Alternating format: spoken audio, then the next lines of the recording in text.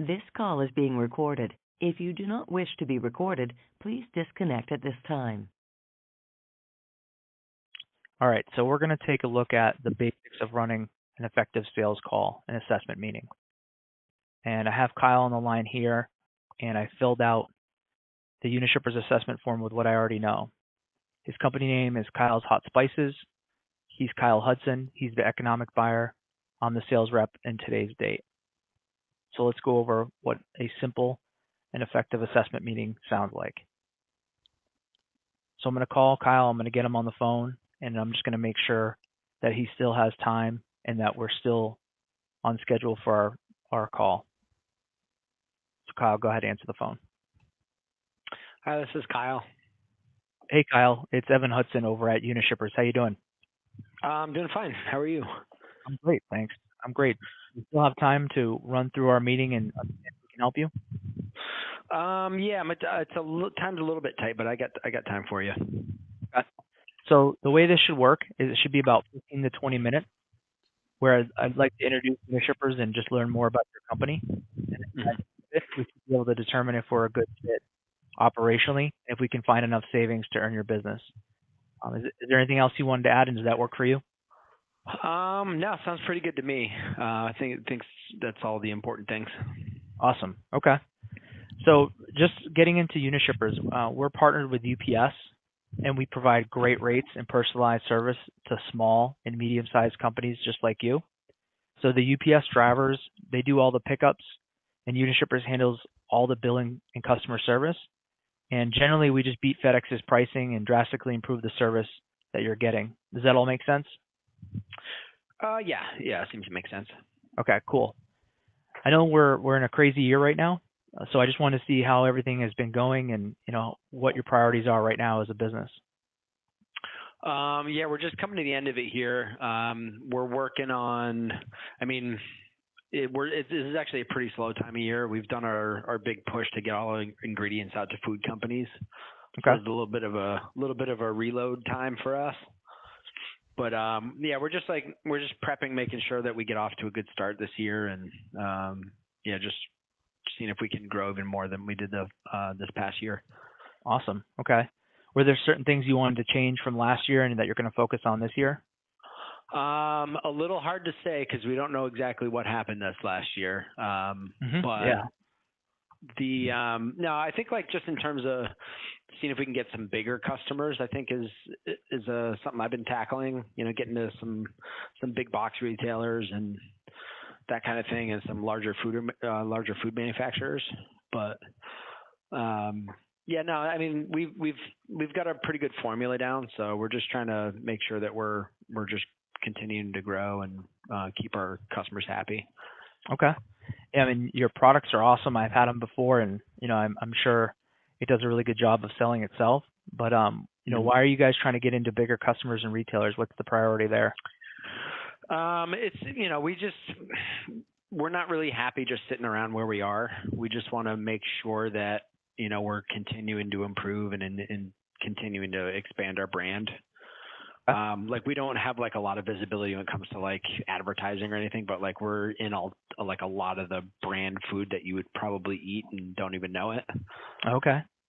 So we're just hungry for growth. We just want to make the business as big as it can be. Okay. No, it totally makes sense. Any good examples of food companies that you guys are in that I probably know about and eat all the time?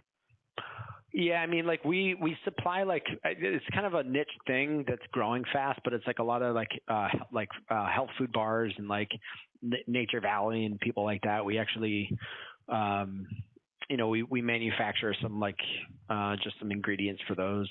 We do rolled oats and that kind of thing, and also some some honey based sort of just ingredients that actually make everything sticky. Oh, no way. Okay.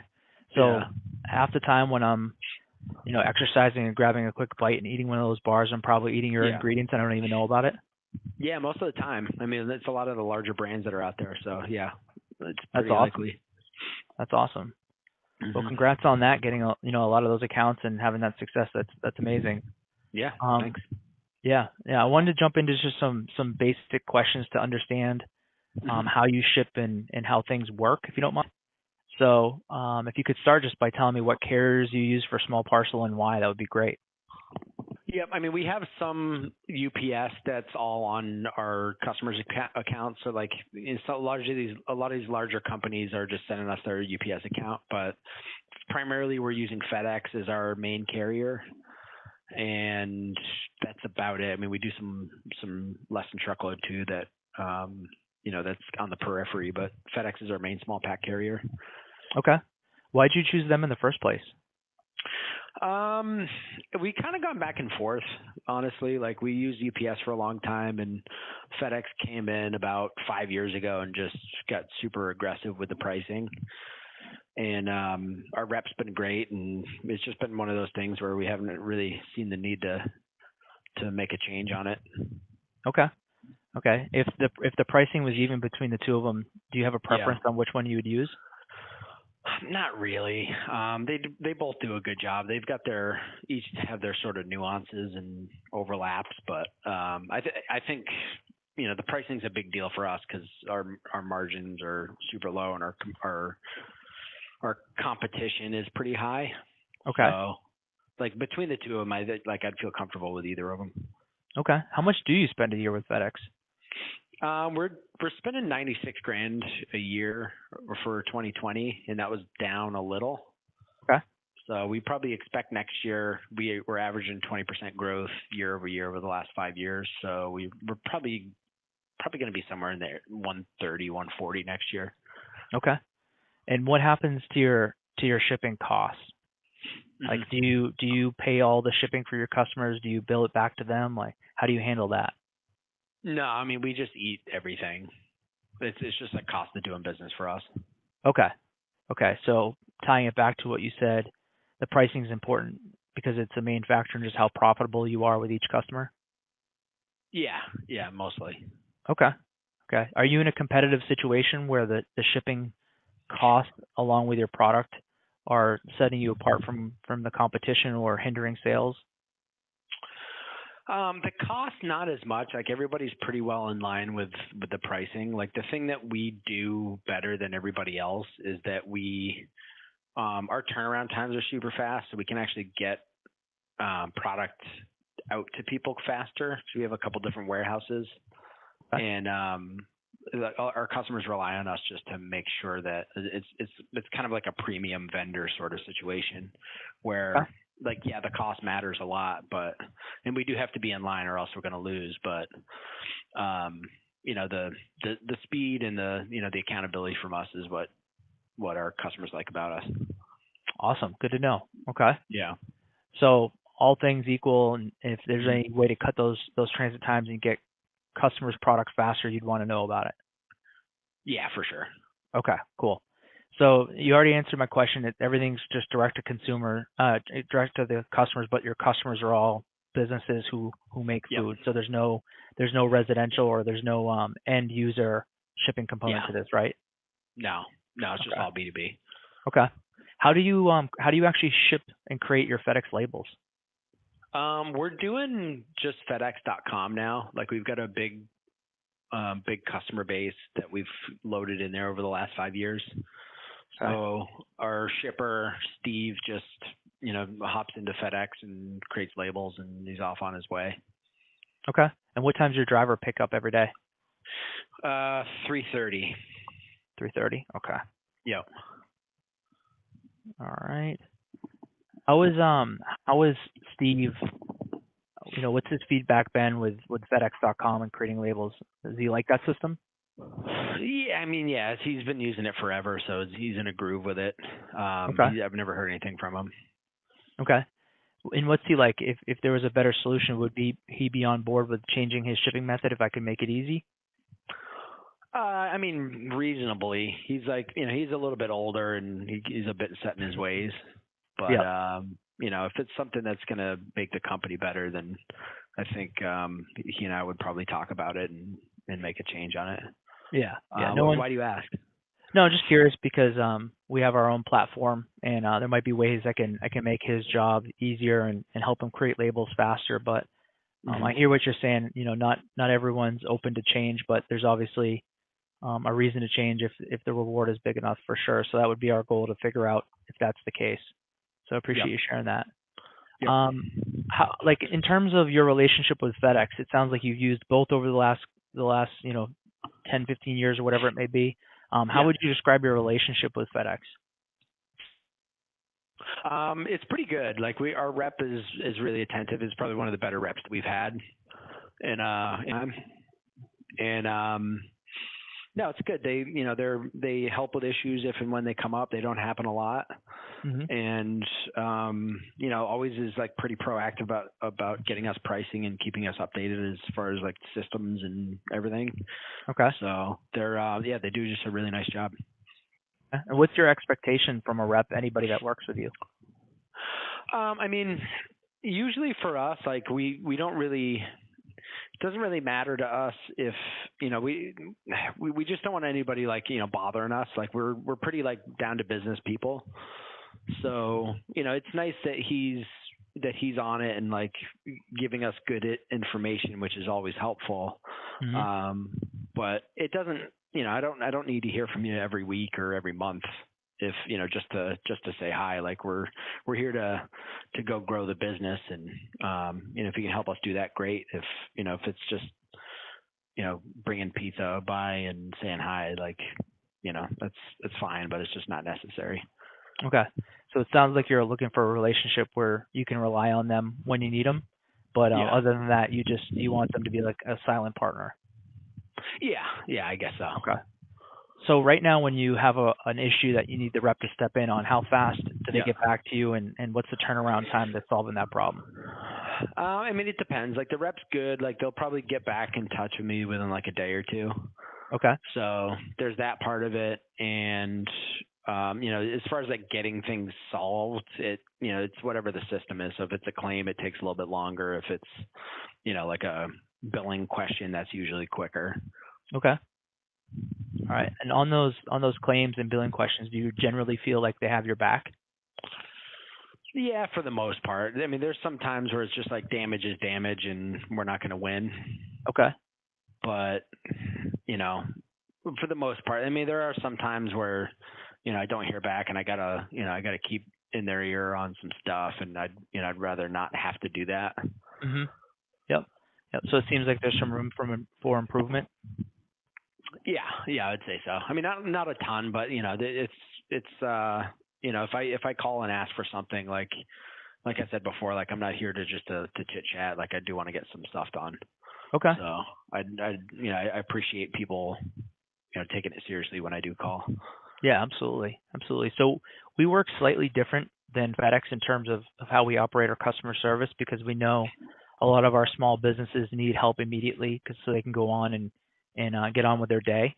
So what we do is we have a customer service team set up where we have, in general, 3 to 5 people that when you call in, they're going to answer the phone and solve a problem for you. And they know who you are by name. They know your account because we handle small businesses and we have a small group of customers. So in terms of actually getting things solved and getting help, you can get that immediately with one phone call or one email. Okay. With that type of feel or that type of service, do you think that would help you? Yeah, I definitely. I mean, obviously, we have to experience it, but it sounds like it's something that would be a better setup. Okay, sounds great. And then when you do work with your rep, do they ever point you towards like a 1-800 number, or do you ever have to call the general customer service? No, it's usually just the rep, and they quarterback it from there. Okay, great. Sounds like they're doing a pretty good job of taking care of you, but the experience of dealing with them it sounds like it's still pretty important. Yeah, definitely. Okay, awesome. All right. So actually a couple things I wanted to touch on real quick that you talked about. The first thing is, the cost sounds pretty important in terms of just making sure that you're as profitable as possible. But it honestly, it sounded more like getting product in customers' hands faster is more important. Is that fair? Yeah, I mean, speed's a big part of our business model. So yeah, I mean, we can't have a carrier that's going to be slow. Okay. It just doesn't jive with the way that we operate. Okay. Well, in November, UPS just launched their new transit time program. per ground, Yeah. where they're Okay. actually equal or faster than FedEx now on ground transits, which is the first time in the 12 years I've been doing this that's been the case. So it's a huge new opportunity for us to work with people. Uh-huh. So like for instance, I'm looking at a ground map of where you're shipping from, and it looks like to the East Coast you can actually get there 1 day faster in most points. Florida, you can get there 1 day faster than FedEx, and then Texas, Wow, okay. there's Yeah. an opportunity to get there faster. So do you feel like that would help you? Yeah, definitely. Absolutely. Okay, awesome. And then I know we talked about the customer service in general too, but I really feel confident that we could do a really good job of taking care of you guys and making sure that you have resources when you need them and not, be overbearing in terms of our customer service. If you had someone you could call and get a live person on the phone right away and not wait 1 to 2 business days to get an answer, do you feel like that would help you too? Yeah, definitely. Absolutely. Awesome. Okay. Well, in terms of an operational fit, honestly, I think it's really something that we could probably help you with a lot. Either emulate what FedEx is doing or make improvements. So that's really, really good to hear. Other than rates, is there anything else that I need to know about that would hold you back from working with UPS? No, I think that covers it. Those two things I think would be pretty exciting. Awesome. Good to hear. So in terms of if we're a good fit, who else helps you make the decision on whether you want to switch over to UPS again? I mean, I would get some input from Steve, but as the owner, it's going to be my call. Okay. I basically just like, anything where I'm changing his day, I'm gonna run it by him, not to get his stamp of approval, but just to let him know. Okay. So, just as a courtesy, obviously, if I'm changing his day, we're gonna want to have that conversation with him. Okay. Have you and him both had good experiences working with UPS in the past, just in terms of like the day-to-day interaction with drivers? Yeah, they've been fine. Okay. Fine, or there sounds like there's room for improvement there too. No. I mean, fine as in like they do their job, they pick up every day, like they're just as good as FedEx. I think they do a solid job. Okay. Awesome. So generally for companies like you who are doing ground shipping, the reasonable expectations of savings is somewhere between 5 and 10%. If that was the case where we could save you 5 to 10% on the rates and improve the transit times and the customer service, would you feel comfortable switching over? Yeah, I would. Okay, great. So what I want to do now, I asked you to have an invoice for the meeting. What I can do now is run rates with you over the phone where I can compare exactly what you're doing. Or what I would, honestly, my recommendation would be is, because you do about $100,000 a year, would be to send over a FedEx invoice that I can go through, break down the whole invoice, and provide you with a detailed pricing comparison. Which would you prefer?